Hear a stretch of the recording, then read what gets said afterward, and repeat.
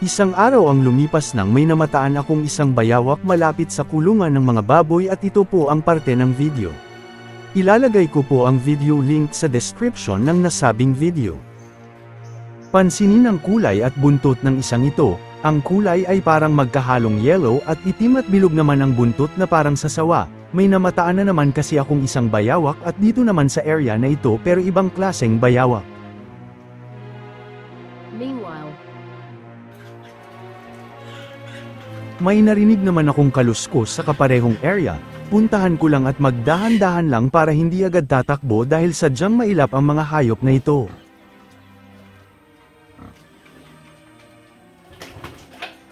Nandito lang yon at nakita ko na kanina sa kabilang side, sana nandito pa para makuna ng video at makumpara sa naunang bayawak.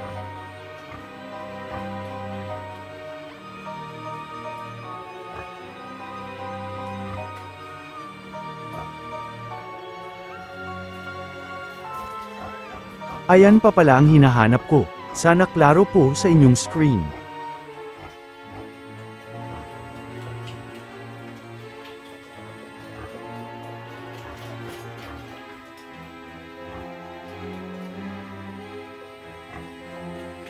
Ibang klase naman na bayawak ito kumpara sa nauna, parehong area ang pinupuntahan nila baka may makakain sila dito, wala naman kaming mga manok na naglalagi sa area na yan dahil malalaki na at naka-free range naman.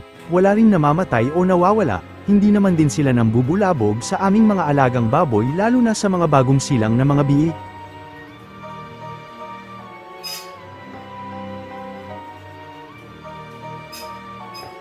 Pansinin ang kulay nito ay parang grayish na may pagka-green, magkaiba sila sa nauna at ang kanyang buntot ay malapad.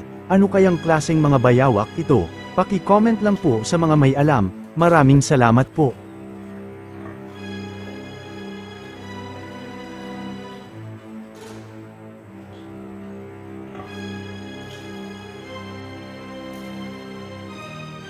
Malapad nga ang kanyang buntot at mas maliit naman ito sa naunang bayawak.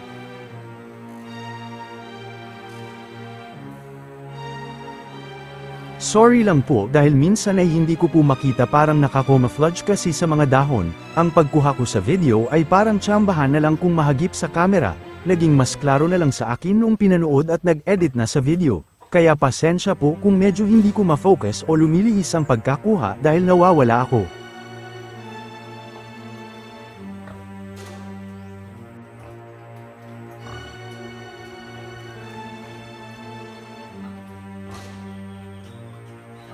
Mabuti lang at wala dito ang aming mga aso dahil kung nagkataon ay hahabulin nila ito, yung naunang bayawak kasi ay hinabol ng 3 aso noon pero ang bilis tumakbo at nagtago sa kawayan. Naaalala ko rin dati na may pumasok din sa aming bahay pero maliit pa halos doble lang sa laki ng butiki, hinabol din ng aming pusa at lumabas.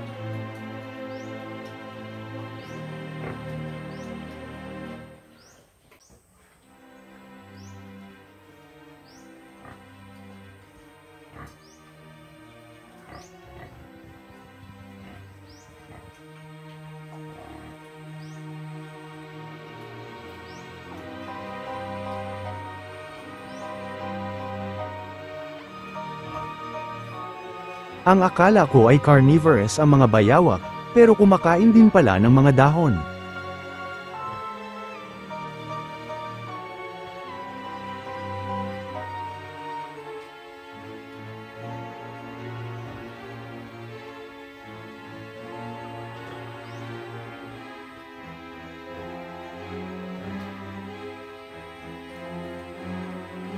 Ang galing mag-blending sa palibot at kakulay niya ang mga dahon.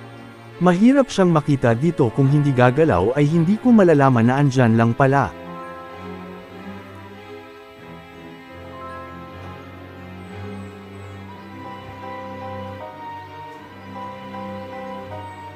Hayaan ko na lang dahil baka nagugutom lang sila kaya lumabas, ilang metro lang dito sa aming babuyan ay may tanim kaming kawayan at dyan siguro sila namamahay.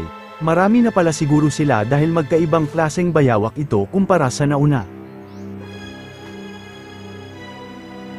Dito lang po ito sa ilalim ng mga puno ng durian. Hanggang dito na lamang po at maraming salamat sa panunood.